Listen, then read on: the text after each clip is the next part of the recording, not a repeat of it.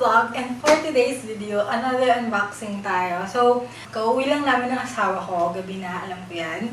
Pero, para magamit na niya itong laptop niya, i-unbox ko na siya sa inyo. So, marami tayong i-unbox. So, I have this one. This is AirPods Pro, and then another one is a MacBook Air. And bago ang lahat, of course, pakita ko muna sa inyo yung mga freebies. So, one tip na may bibigay ko sa inyo guys, when you want to purchase an Apple product, huwag kayong bibili sa Apple Store. Kasi yung Apple Store, wala ka talaga makakasahan sa kanila na any freebies or any discounts. Kasi most of the time, straight lang yung payment nila, and yun na yun, kung magkano yung in-offer nila, yun na talaga yung babayaran nyo. So, we went to Center Point by Love. Center Point sa may Orchard Road, and then may Harvey Norman doon. And luckily, ang ganda ng mga previous ng asawa ko compared dun sa previous na nakuha ko nung bumili ako ng MacBook Pro ko. As in, sobrang social ng mga previous niya. And then, first preview na nakuha niya is this. This is the Mazer. And ito yung parang kinakabit kasi Type-C na yung MacBook, diba? So, ito yung kinakabit. Meron na siyang USB-C to multimedia hub, HDMI 4K output, tapos meron na rin siyang SD card, tsaka micro SD. So, ito yung katulad ng UV na binili ko dun para sa MacBook Pro ko. Luckily, meron na sarili yung sa asawa ko. So, this retails for $45. Diba? Guys, sobrang mahal niya. Pero sulit siya. Sa Apple talaga wala kang makukuha. And then, this one is a wireless mouse or a Bluetooth mouse from Targus. So, yan. Bluetooth mouse lang naman siya. And this retails for $24, Singapore dollars. And amazed naman ako sa binigay nila na sleeves. Kasi yung sleeves ko talaga, kung makikita nyo yung unboxing ko ng MacBook Pro, i-leave ko yung link niya below and dito para mapanood nyo yung mga nakuha. This one naman is from Agva. This is a 13.3 laptop cover. Ang ganda niya guys, branded siya. Ako kasi bumili pa ako ng sarili kong cover dun sa laptop ko dahil nga hindi siya kaganda. And parang wala namang protection yung laptop ko dun. So, this one retails for $19.90. So, guys, unahin muna natin itong AirPods. Ito po ay regalo sa akin ng asawa ko. So, binili namin siya sa Courts naman, along Orchard Road. And sobrang swerte namin kasi Hari Raya sale ngayon sa Orchard. So, hindi ko alam kung updated tong vlog ko. Pero, yeah, Hari Raya sale ngayon sa Courts. And sobrang daming sale dun sa Courts ngayon. So, these AirPods, originally, pag bibili mo siya sa Apple Store or sa kung saan mga lugar, this retails for $379. Tapos, sale siya for, I think, $286. Tapos, since birthday month ko ngayon, meron akong $10 voucher from Quartz. If you remember, they'll give you birthday voucher for $10. So, ang binayaran na lang dito is $268. Ganun na lang siyang kamura, guys. And, birthday gift to sa akin ng asawa ko, kaya thank you love sa iyong birthday gift. Sabi niya dapat bibili siya sa iStudio, pero nakita niya kasi na mura nga dun sa my Quartz, kaya dun na lang, sabi niya kunin ko na daw. Kasi ang laki nga ng discount guys, $110 yung na-discount namin dun sa Quartz. Kaya sinasabi ko sa inyo, kung gusto niyo talagang bumili ng Apple products, so kayo bibili sa Apple kasi mas okay at mas malaki yung discount, or wala man discount, may mga freebies sa labas. So, buksan na natin to guys. Tunadan! I'm so happy. May AirPods na ako. Madali na yung board natin. Yan. Simple na unboxing lang naman guys. Alam niya naman. Okay. Tunadan! So, as usual, meron silang parang design by Apple in California. For sure may sticker to. Dahil naman may sticker eh. Si Apple. Pero wala. Kasi AirPods lang pa. So, yan. Mga depapeles ni AirPods. Siyempre, meron. Balik lang natin siya. Pag bumili ka pala sa mga Quartz, Harvey Norman, Best, pareho lang din naman yung warranty na makukuha mo sa kanila and sa Apple. So, yun. Tapos kung gusto mo rin ng additional years, bibili ka pa rin naman ng Apple Gear. So, here's the AirPods, guys. Oh, I'm so happy. Oh, ayan. So, yun. AirPods na yung kinuha ko kasi mas gusto ko talaga yung in-ear. Ayoko nung AirPods lang. AirPods Pro yung kinuha ko. Ayoko na AirPods lang kasi masakit siya for me sa tenga. And sanay ako sa in-ear. Since nung na parang nag-S7 ako na may fish na earphones, yun yung lagi kong ginagamit. Tapos yung Bose ko na wireless Bluetooth din na earphones, in-ear din siya. So mas comfortable sa akin yun. Then, na! Ano, hindi mo rin mag-unbox, girl. And then, oy, fairness. O, di marunong gumamit. Left, right. O, diba? Mas gusto ko talaga yung ganito.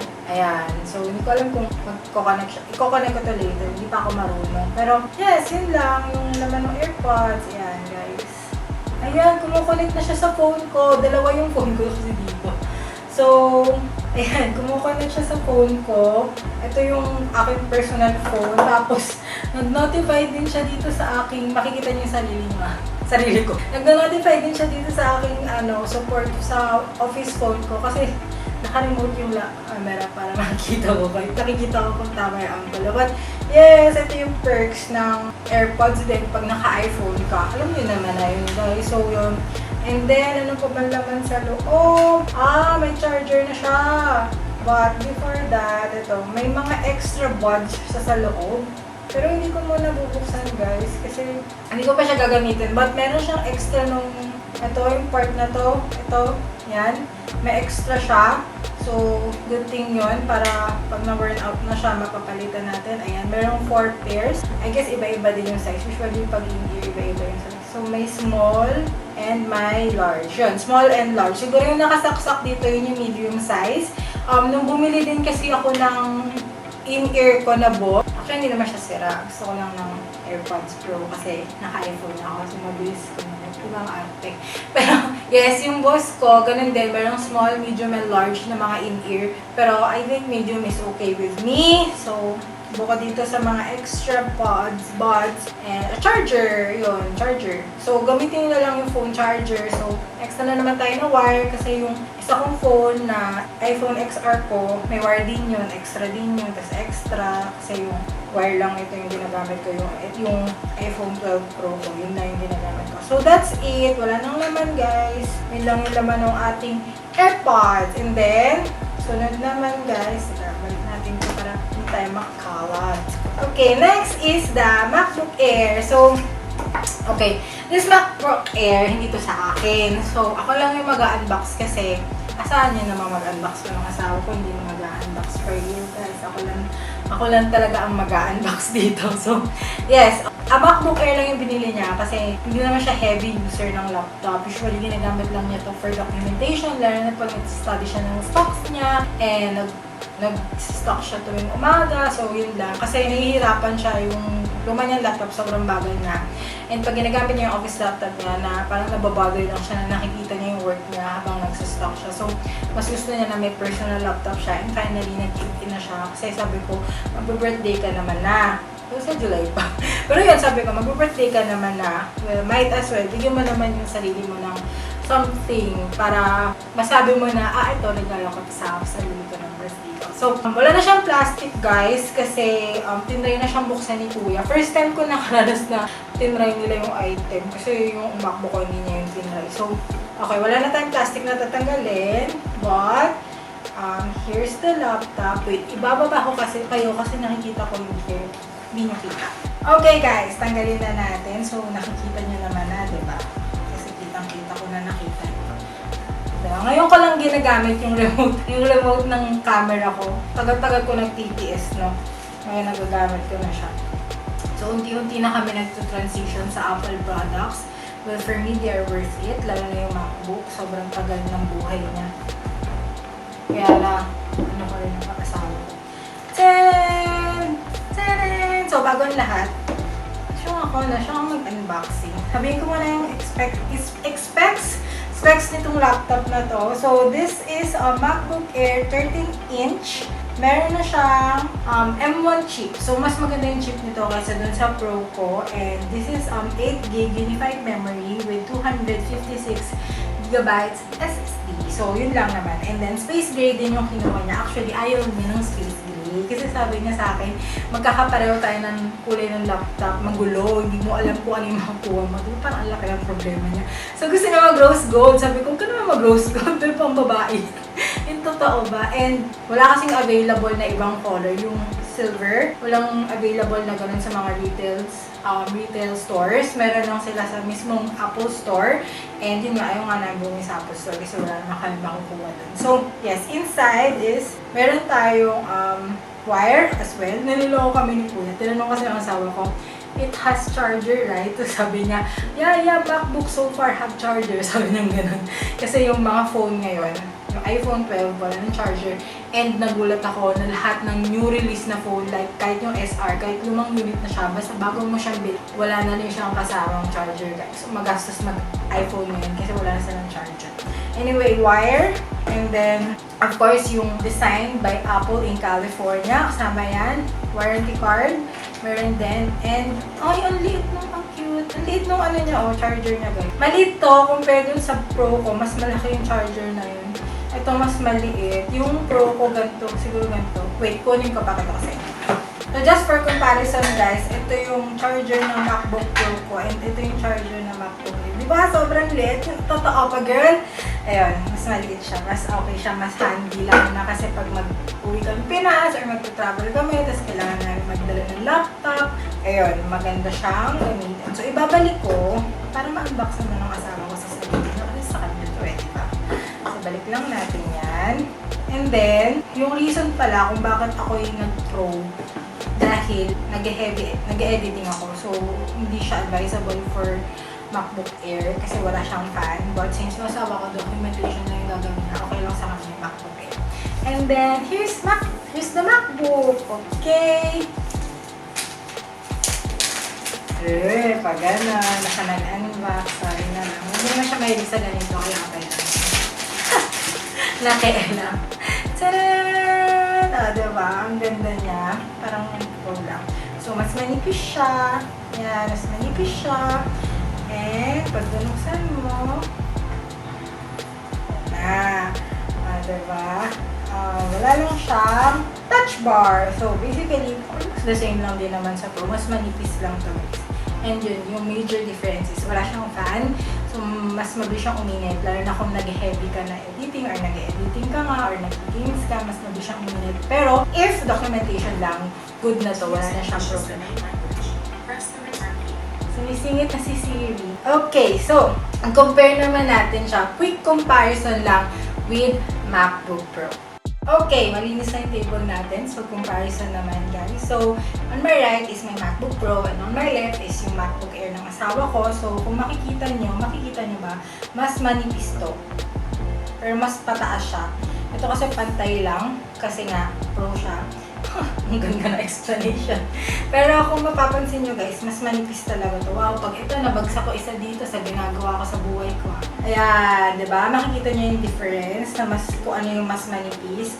So, yun yung difference niya. And then dito sa side, diba? Sana nakikita nyo. Kasi ako hindi ka nakikita eh. Okay, and then when you open it, basically guys sa front, it's just really the same. Well, yun yung dinabother ng asawa ko na mahirapan siyang i-identify kung ano yung laptop kasi laptop niya. Pero pag ako titingnan ko, makikita mo kasi agad kung ano yung mas manipis, kung ano yung mas mataas kasi talaga tong si MacBook Pro. And then when you open it, another one, this is my MacBook. Pakita niyo naman, set up na siya. Ito yung asawa ko. So, physically din, wala. Ayan, wala din. Wala masyado. Ang difference lang talaga is may touch bar na si MacBook Pro. And yun nga, kaya din siya mas makapal is dahil may fan siya. But, sa nakikita ko guys, yung mouse niya, parehong-pareho lang sila. So, yun, physical lang muna tayo na comparison. Next time na yung parang kung okay ba yung performance nila, kung ano yung mas magandang performance. Next time na yun guys, kasi ngayon ang focus natin yung physical lang muna. Okay, hindi pa naman ito nagagamit niya kami.